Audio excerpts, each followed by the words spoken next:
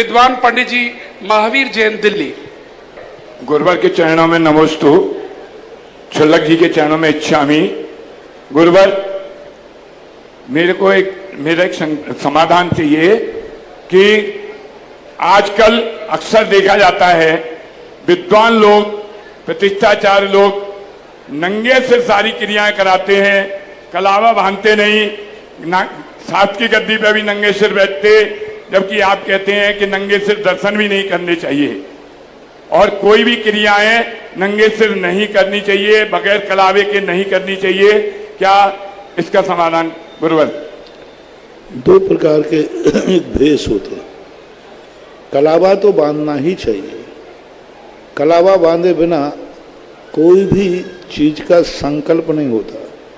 शास्त्रीय प्रमाण है इसमें कि जब भी कोई कार्यक्रम किया जाए तो कलावा कहो या रक्षा सूत्र कहो, हाथ में जो बांधते हैं ये बांधना ही चाहिए, क्योंकि वही हमारे संकल्प की शक्ति है। ये बात अलग है कि अनुष्ठान खत्म होने के बाद जब हवन हो जाता है तो फिर उस समय कलावा को उतार देते हैं तो कोई बाधा नहीं, क्योंकि वो कलावा एक संकल्प था।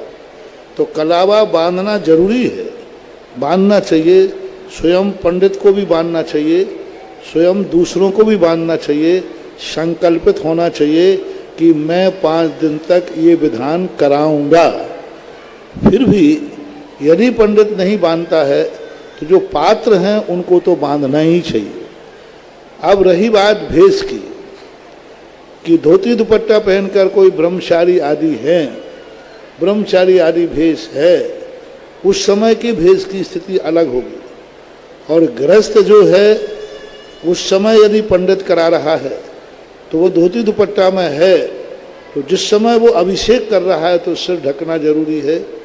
सामान्य रूप से यदि कोई क्रिया करा रहा है, पढ़ रहा है, पूजा कर रहा है तो बात अलग है, लेकिन भगवान का अभिषेक करते समय सिर जरूर ढकना चाहिए। मान लो अब दिन भर वो सिर नहीं ढक सकता है, पूजा करा रहा है सुबह से शाम तक, रात में भी करा रहा है, तो उस समय भेष का रूप देखा जाता है कि वो किस भेष में है, कौन से पद में है, वृत्ति है कि आवृत्ति है, उस संबंध में विचार करना चाहिए। क्योंकि आगम में, शास्त्र में एक नियामक भेष की चर्चा नहीं की। महत पूज्य जिनसेन स्वामी ने महापुराण के अंदर धोती और उत्तरी दुपट्टा, इन 2 चीज़ों का प्रयोग जरूर किया है कि ये 2 चीज़ें भगवान के दर्शन पूजन के लिए होना चाहिए। लेकिन फिर भी आपका कहना बिल्कुल जायज़ है और मैं इसका समर्थन करता हूँ कि जितने देर भगवान के धार्मिक क्रियाओं में गृहस्थ का सिर ढका रहेगा उतना ही अच्छा है। राजा के सामने, पहले राजाओं के सामने भी सिर ढक के जाया जाता था। राजा के सामने नंगे सिर नहीं जाते थे। जो गांव में, नगर में लंबरदार होते थे ना, जो मालिक बोलते थे, उनके सामने भी लोग सिर पर कुछ ना कुछ डाल देते। तो मर्यादा होती है तो श्रेष्ठ ही है, होना ही चाहिए।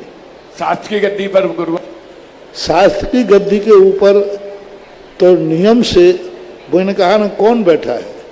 ब्रह्मचारी बैठा है तो उसका भेष अलग होगा। यदि पैंट शर्ट के, कुर्ता पजामा पहन के बैठते हैं तो नियम से शास्त्र की गद्दी पर टोपी होना चाहिए। सुबह यदि दुपट्टा, पूजा के बाद धोती दुपट्टा पहन करके कर रहा है तो उस समय की अलग व्यवस्था है। दोपहर में, रात में यदि कुर्ता पजामा पहन के कर रहा है तो जरूर टोपी होना चाहिए। मैं संस्थान के बच्चों को सदा कहता हूँ कि प्रोशन की गद्दी पर बैठते समय जरूर सिर पर टोपी रखना चाहिए।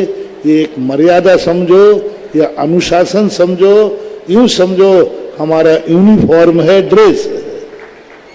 जय जय।